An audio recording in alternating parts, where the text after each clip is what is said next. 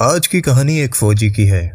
دوستو، جیسا کہ آپ جانتے ہیں، فوجی ہمارے ملک کی حفاظت کرتے ہیں، سرحدوں پر دشمنوں سے لڑتے ہیں، کتنی دشواریاں اور کیسے حالاتوں سے گزرتے ہیں۔ آج کی کہانی بھی کچھ اسی طرح کی ہے، تو آئیے کہانی شروع کرتے ہیں۔ جی، مجھے مرزا صاحب سے ملنا ہے۔ برقع پوش عورت کو دیکھ کر میں چونک پڑا۔ ایک اجنبی عورت والد صاحب سے ملنے دروازے پر کھڑی تھی۔ صبح ہی صبح یہ کون تھی جو ایسے دروازہ بجا رہی تھی؟ میں نے پوچھا کہ مرزا صاحب سے آپ کو کیا کام ہے بی بی؟ میرے سوال پر وہ بولی، یہ تو میں انہی کو بتا سکتی ہوں۔ اس کے جواب پر میں خاموش ہو گیا۔ اچھا ٹھہریے، میں بھیجتا ہوں انہیں، میں نے اس عورت سے بولا اور میں دروازہ بند کر کے اندر آ گیا۔ ابا جی، آپ سے ایک عورت ملنے آئی ہے۔ ابا جی منہ ہاتھ دھو رہے تھے، میری بات سن کر چونک پڑے۔ ارے کون ہے؟ میں نہیں جانتا ابا جی۔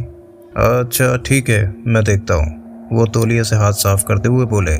وہ پھر باہر کی دروازے کی طرف چل پڑے۔ کچھ ہی دیر بعد وہ عورت کو لے کر اندر کی طرف داخل ہوئے اور بیٹھک کی طرف بڑھے۔ بیٹا جی، اماں کو اٹھا دینا اور ان کے لیے ناشتہ بنواؤ۔ میرے عزیز اور قریب دوست کی بیگم ہے۔ وہ اسے لیے بیٹھک میں چلے گئے۔ کچھ ہی دیر بعد میں ناشتہ لیے بیٹھک میں موجود تھا۔ اماں بھی آ گئیں، پھر اس عورت سے ملی۔ اس نے نقاب اتار رکھا تھا۔ وہ عورت کوئی 50 55 سے 60 کے پیٹے میں تھی۔ خوش شکل تھی، مگر ایک عجیب سی اداسی اس کے چہرے پر چھائی تھی۔ ناشتہ کرو بہن، ابا جی نے کہا اور وہ خاموشی سے ناشتہ کرنے لگی۔ میں اٹھنے لگا تو ابا جی نے مجھے بیٹھنے کا اشارہ کیا اور پھر میں وہیں بیٹھ گیا۔ ناشتے کے بعد وہ وہیں بیٹھی تھی کہ ابا جی نے کہا مجھ سے، نعمان بیٹا 10,000 روپے فوراً لے آؤ۔ میں حیران ہو کر ابا کی طرف دیکھنے لگا، مگر خاموشی سے ان کے حکم کی تعمیل کی۔ اٹھا اور الماری سے پیسے نکالنے چل پڑا۔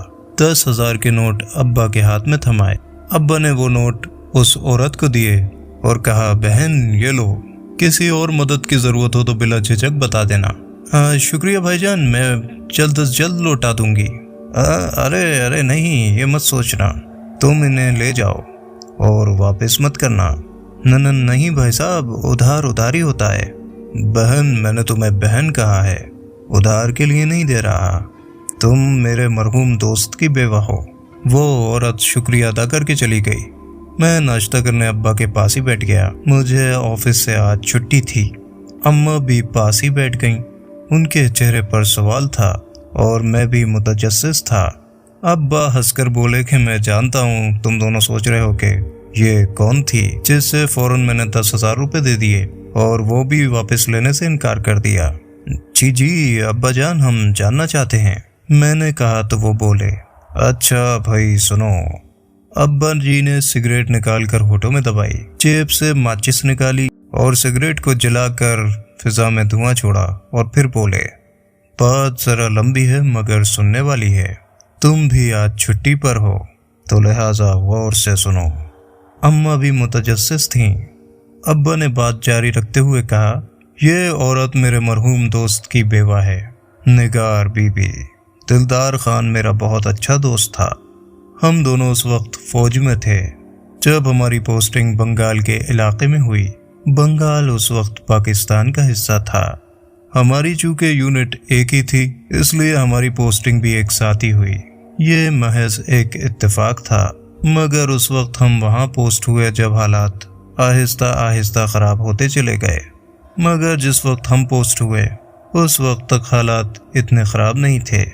ہم دونوں کو پڑاؤ یونٹ کے ساتھ سندر بن کے جنگلوں میں تھا، جہاں شدت پسندوں پر نظر رکھنا ضروری ہوتا، کیونکہ اس گھنے جنگل میں فسادی پناہیں ڈھونڈ لیتے، باغی فوجیوں پر حملے کرتے اور امن و امان خراب کرتے۔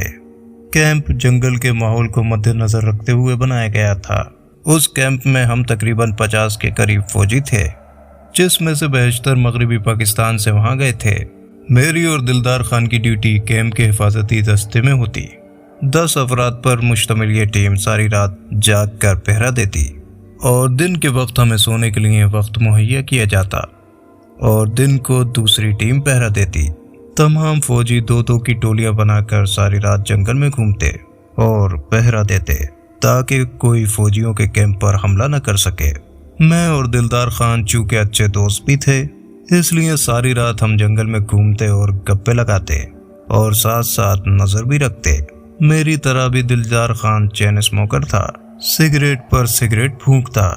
اس رات سردی بہت تھی۔ میں اور دلدار خان وردی پر گرم سویٹر پہنے، اسلحہ ہاتھ میں لیے نکل کھڑے ہوئے۔ ہمارا رخ جنگل کے مشرقی حصے کی طرف تھا۔ سارا جنگل ویران اور سنسان پڑا تھا۔ ہم دونوں گھومتے گھومتے ایک درخت کے نیچے تھک ہار کر بیٹھ گئے۔ بندوقیں ہمارے کندھوں سے لٹک رہی تھیں۔ جنگل کی ویرانی اور خاموشی بہت خوفناک تھی۔ ہم دونوں اپنے گھر والوں کو یاد کر رہے تھے اور آپس میں گپے لگا رہے تھے۔ اچانک ہمیں ایسا محسوس ہوا جیسے ہمارے سامنے درختوں کے جھنڈ میں سے سفید لباس میں ملبوس کوئی گزرا ہو۔ دلدار خان نے ایک دم کندھے سے بندوق اتاری اور میرا بازو ہلا کر مجھے متوجہ کیا۔ اس نے مجھے اشارہ کیا، ادھر دیکھو۔ میں نے دیکھا مگر مجھے کچھ نظر نہیں آیا۔ کیا ہے؟ وہ ہونٹوں پر انگلی رکھ کر بولا، کوئی ہے ادھر۔ ہم دونوں تجسس سے اٹھ کھڑے ہوئے۔ دلدار نے فوراً مجھ سے سگریٹ بجھا دینے کا کہا۔ میں نے فوری طور پہ سگریٹ بجھا دی۔ ہم دبے قدموں سامنے والی جھنڈ کی طرف بڑھے۔ درختوں کے پاس پہنچ کر آگے کا منظر دیکھا تو ہمارے اوزان خطا ہو گئے۔ درختوں کے جھنڈ کے اس پار ایک سفید لباس میں ملبوس کوئی عورت بیٹھی ہوئی تھی، جس نے گود میں ایک بچہ اٹھا رکھا تھا۔ چاندنی رات میں وہ منظر بہت خوفناک تھا۔ عورت بچے کو لوری والے انداز میں اوپر نیچے اٹھا اٹھا کر لہرا رہی تھی۔ ہم سانسیں دبائے اسے دیکھتے رہے۔ ہمارے ذہن میں تو یہ تھا کہ یہ کوئی باغی ہے جو ہمارے کیمپ پر حملہ آور ہونے آئی ہے، مگر یہاں تو صورتحال ہی کچھ اور تھی۔ اندھیرا ہونے کی وجہ سے اس کی شکل واضح نہیں تھی، مگر اس کی حرکات واضح نظر آ رہی تھیں۔ ہم نے تھوڑی سی جگہ تبدیل کی اور اس کے مزید قریب ہو گئے۔ بچہ بالکل خاموش، جیسے میٹھی نیند سو رہا ہو۔ بچہ اوپر نیچے لہرائے جانے سے بالکل نہیں جاگا، مگر ہم حیران تھے کہ کیسا بچہ ہے۔ وہ کچھ دیر بچے کو لہراتی رہی، نہ ہی اس کے رونے کی آواز آئی اور نہ ہی وہ جاگا۔ ہم دونوں اپنے طور پر حیران تھے کہ بچہ آگے سے کچھ بولتا کیوں نہیں اور روتا کیوں نہیں، اور اگلے لمحے ہی اس نے وہ کام کیا۔ وہ ہمارے وہم و گمان میں بھی نہیں تھا۔ اس نے بچے کو اٹھا کر زمین پر زور سے پٹکا اور اس بچے کی کھوپڑی چٹک گئی۔ بچے کے منہ سے ایک چیخ بھی نہ نکلی، نہ ہی کوئی سسکاری۔ شاید بچہ پہلے سے ہی مر چکا تھا۔ میں اور دلدار خان ایک دوسرے کو ہونوں کی طرح دیکھنے لگے۔ بچے کو پٹکنے کے بعد اس نے بچے کو اٹھا کر ادھیڑنا شروع کر دیا، جیسے کہ کوئی کسائی مردہ جانور کے جسم سے کھال اتارتا ہو۔ ہم دم سادے یہ ماجرا دیکھ رہے تھے۔ ہم فوراً سمجھ گئے کہ وہ عورت کوئی انسان نہیں تھی، اور جس بچے کو وہ لہرا رہی تھی اور اس کو اٹھا کر زمین پر پٹکا، وہ بچہ بھی زندہ نہیں تھا۔ دلدار خان نے اچانک میرے کان میں سرگوشی کی، مرزا یہ پچھل پیری ہے، یعنی چڑیل، ذرا دھیان سے، آواز مت نکالنا اور سانس بالکل روکے رکھنا۔ میں کتنی دیر تک سانس روک سکتا تھا، مگر کہنے کا مطلب یہی تھا کہ ہمارے سانسوں کی آواز تک نہیں آنی چاہیے۔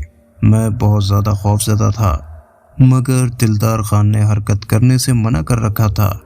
ہم دیکھتے رہے اور دیکھتے رہے۔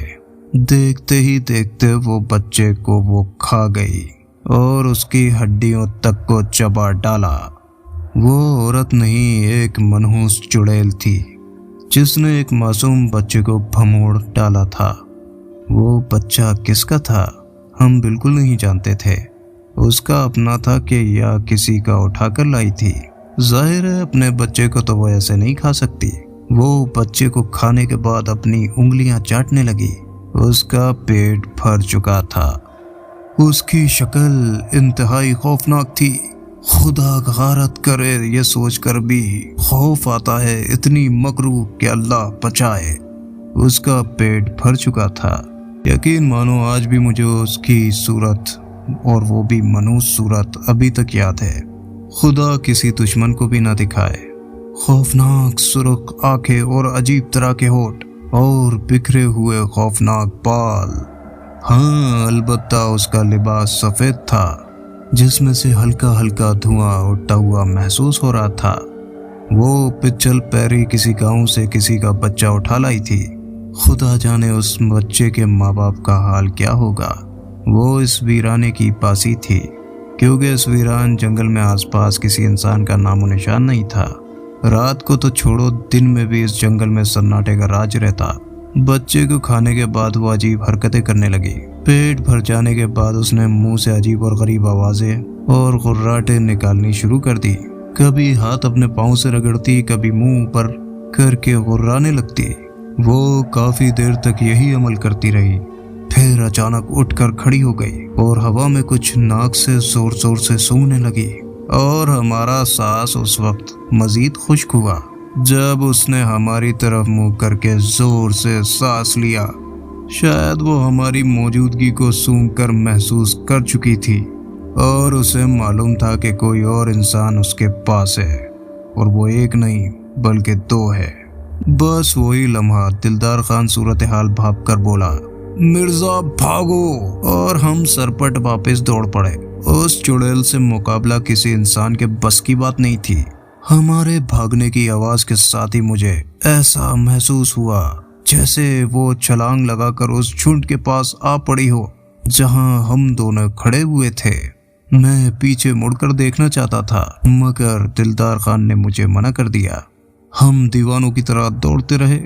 دوڑتے دوڑتے ہمارے پاؤں دکھنے کو آ گئے، مگر جان جانے کے خوف سے ہمارے قدم نہ رکے۔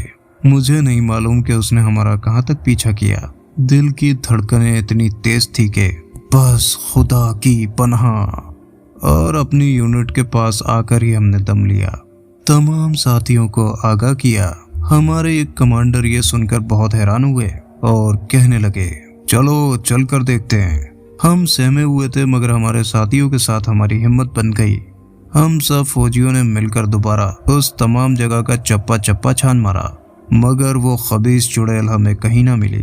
ہم نے انہیں وہ جگہ بھی دکھائی جہاں اس نے بچے کے ساتھ بے رحمانہ سلوک کیا تھا، مگر وہاں کچھ نہیں تھا، نہ ہی خون کے دھبے۔ کمانڈر صاحب نے ہماری ہمت بندھائی۔ ہم ساری رات وہاں پر گشت کرتے رہے۔ ہمارے تمام ساتھی بہت بہادر تھے، سب اس جگہ اسے ڈھونڈتے رہے، مگر وہ منحوس نہ جانے کہاں گم ہو گئی۔ اس کے بعد ہم 3 ہفتے وہاں رہے، مگر وہ واقعہ میرے اور میرے دلدار کے ذہن سے محو نہ ہو سکا۔ ہمیں بار بار اس کی بے رحمی اور ظالمانہ سلوک یاد آتا رہا جو اس نے اس بچے کے ساتھ کیا۔ یہ میرے دوست اس دلدار کی بیوہ ہے۔ دلدار کا 2 سال پہلے انتقال ہو گیا۔ اس کے گھر کے حالات اچھے نہیں۔ 3 بیٹیاں ہیں جو بہانے والی ہیں۔